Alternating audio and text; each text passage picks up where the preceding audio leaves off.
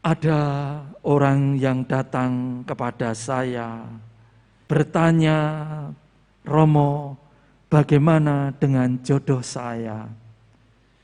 Kok saya tiap kali gagal, tiap kali tidak berhasil? Kok begitu mudah yang mendekat ke saya, sekalipun sudah mengatakan mau serius, hilang ditelan angin begitu saja?" Bapak, Ibu, Bapak, Suster, Bruder, sahabat muda, remaja, dan anak-anak, dimanapun panjenengan semua berada, juga yang ada di dalam gereja ini, selamat sore berkah dalem. Sampai hari ini kita berada di pertengahan masa Prapaskah, di mana kita bersama dengan seluruh gereja mengadakan retret agung dalam mempersiapkan kita semua untuk merayakan Hari Raya Wafat dan Kebangkitannya.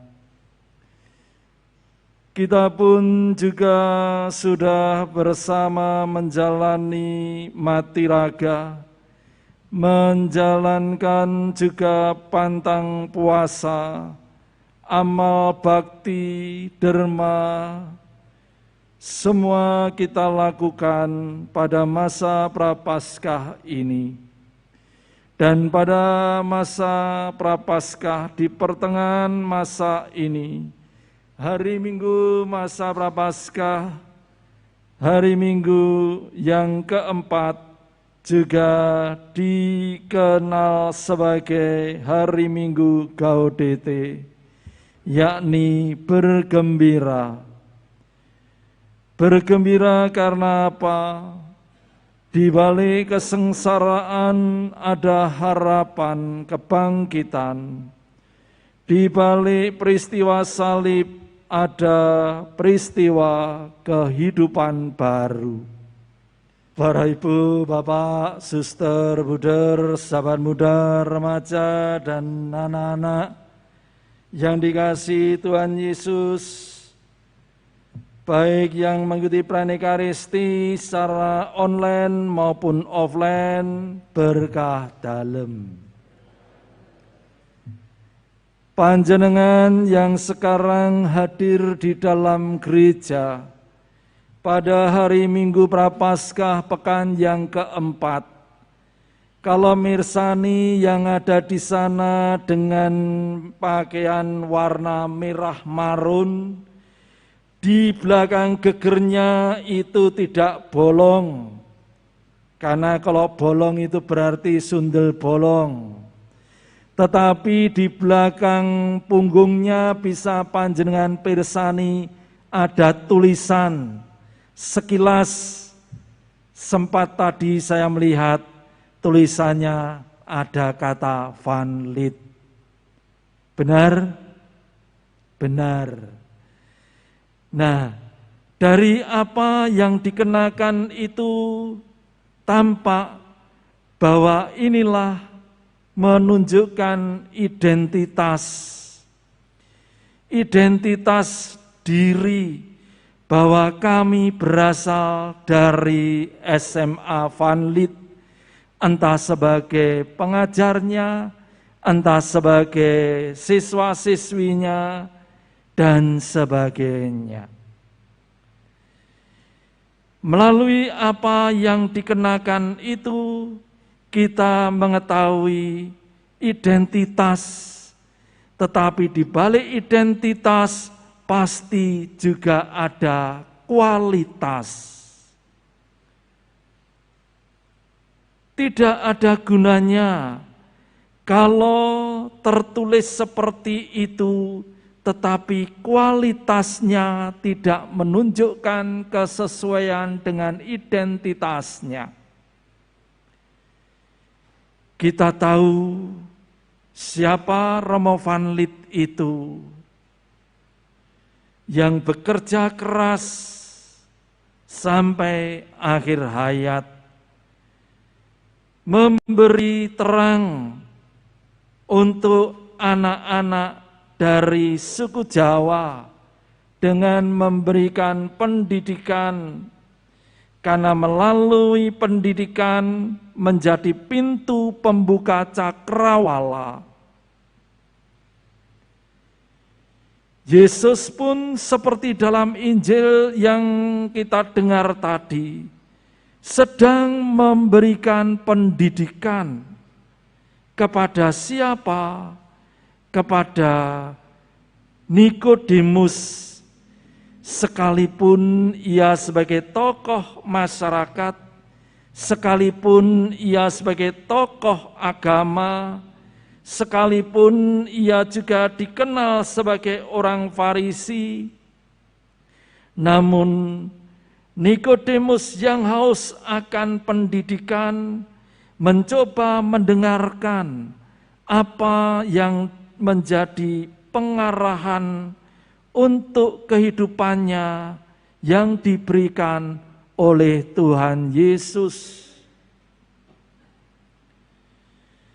Pastilah mereka yang bersekolah di sekolahan Van Lith, sekalipun dalam kondisi pandemi, tetap menerima arahan-arahan dari para pendampingnya dengan cara online.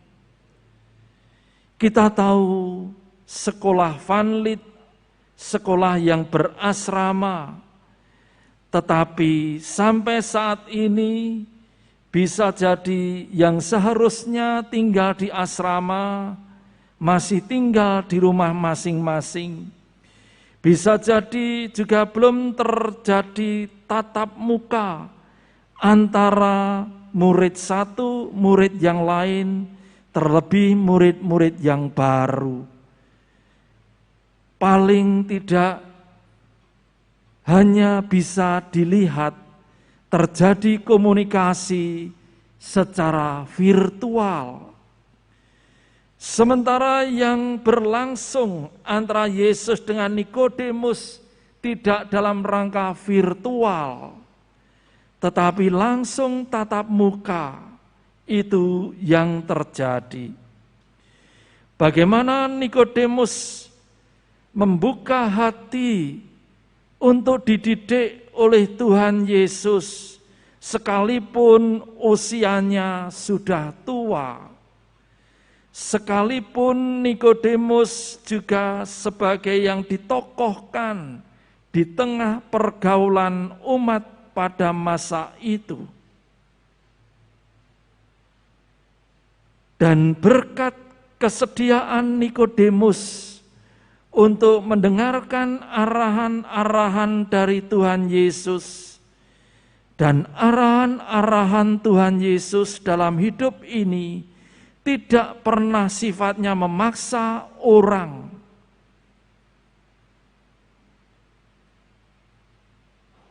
Kalau sampai aku merasa mendengarkan sabdanya, mendengarkan arahan-arahan dengan hati yang terpaksa, kita bisa bertanya pada diri sendiri, apakah aku menggunakan kebebasanku untuk mendengarkan tuntunan-tuntunannya? Nikodemus kadang merasa bingung ketika Tuhan Yesus mengatakan kepada Nikodemus, di mana sama seperti Musa meninggikan ular di padang gurun, demikian pula Putra Manusia harus ditinggikan, supaya setiap orang yang percaya padanya beroleh hidup yang kekal. Nikodemus tidak menangkap apa arti itu. Dengan kemampuan dari diri sendiri, Nikodemus tidak bisa memahami itu. Tetapi keterbukaan terhadap bimbingan Allah memampukan Nikodemus untuk memahami apa yang disampaikan oleh Tuhan Yesus.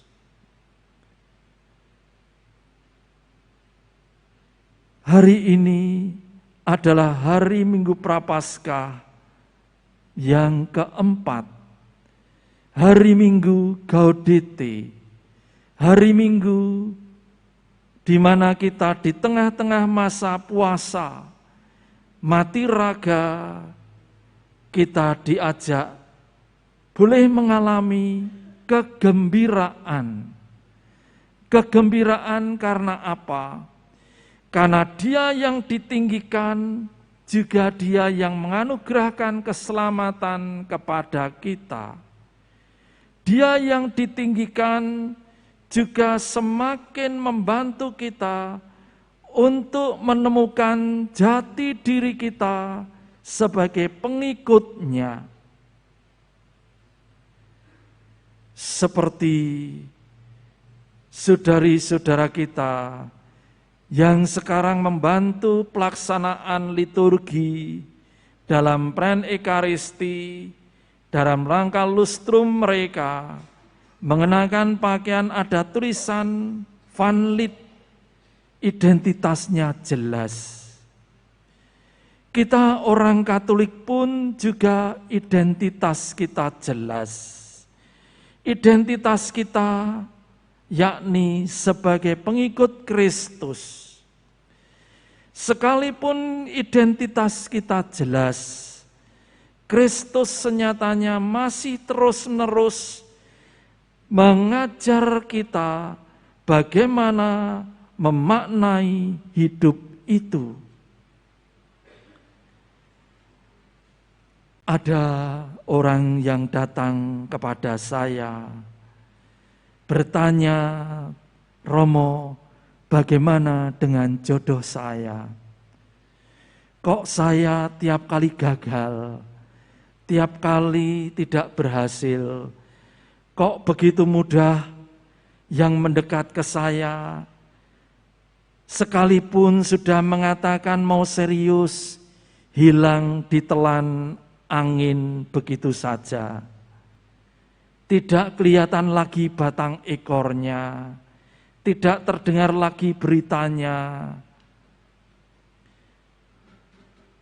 Ada yang mengatakan pada saya itu diikuti, sehingga setiap orang yang ingin dekat saya lalu dijauhkan dari saya. Sempat terpikir dalam diri saya untuk bertanya pada orang pintar. Itu yang dikatakan, tetapi hati justru tidak tenang. Maka saya pun datang ke gereja bertanya bagaimana dengan ini. Saya tidak menunjukkan siapa jodohnya, tetapi yang saya lakukan adalah mari datang pada Yesus. Yang Dia katakan, saya merasa terganggu dalam doa-doa saya. Apalagi ditambah pada masa pandemi ini, semakin terganggu doa-doa saya.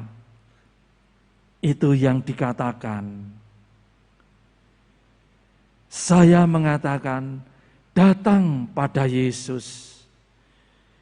Di paroki ini, ruang adorasi terbuka. Silahkan datang pada Yesus. Kalau saya lalu mengaitkan dengan Injil hari ini, Nikodemus yang sudah sepuh pun datang kepada Yesus. Tidak merasa gengsi-gengsian, tidak merasa datang pada Dia berarti harga diri saya jatuh. Tidak.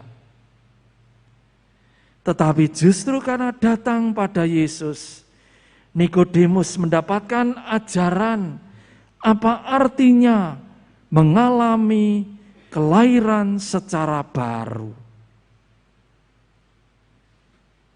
Saya yakin yang bertemu dengan saya dan tidak jadi mendatangi orang pintar, karena tidak jarang ketika diterpa masalah, datang kepada orang pintar, malah dimanfaatkan oleh orang pintar. Saya pernah bertemu dengan orang yang bingung dengan jodohnya, malah kemudian dimakan oleh dukunnya. Dan yang dikatakan tiap kali merasa tidak bisa menghilangkan wajah tampan sang dukun itu. Ketika bertemu dengan saya ajak untuk datang pada Yesus. Orang ini mengalami kelahiran baru. Sementara yang datang pada saya berkaitan dengan kesulitan jodoh, karena baru datang, saya mengatakan, datanglah pada Yesus. Dia ada di ruang adorasi. Kesediaan untuk mau menerima ajaran-ajarannya semakin memperjelas jati diri kekatolikan kita sebagai terang bagi tidak hanya untuk diri sendiri, tetapi juga untuk yang lainnya. Ketika yang sampai terbius dengan sang dukunnya, hanyut dalam buayan-buayan bujuk rayu manis, namun kemudian bisa lepas, sekalipun masih terus-menerus membekas wajah tampan sang dukun itu. Namun ketika yang bersangkutan mau datang pada Yesus, kemudian juga beradorasi secara online, menggunakan pilihan-pilihan bebas, apakah mengambil yang dari gereja di Polandia, apakah mengambil dari Puspita yang ada di Surabaya, apa mengambil dari katedral Singapura, atau juga gereja di Melbourne sana, dan sebagainya. Yang bersangkutan mengatakan, ada perubahan-perubahan dalam hidup saya. Sementara yang lain yang baru bertemu dengan saya, lalu saya minta untuk datang pada Yesus. Saya yakin perubahan-perubahan itu pun juga akan terjadi dalam proses. Panjenengan bukan pribadi-pribadi yang saya sharingkan dalam homili ini. Namun kita sekalian, sekalipun bukan sebagai Nikodemus, kita juga diajak untuk datang pada Dia. Terlebih pada masa Prapaskah ini, supaya semakin menjadi nyata, datang pada Dia, Dia menerangi hidup kita, kita terbantu melihat kekurangan-kekurangan, kelemahan-kelemahan kita, tetapi dengan datang pada Dia, mau menerima ajaran-ajarannya, kita pun juga akan menjadi penerang bagi yang lainnya.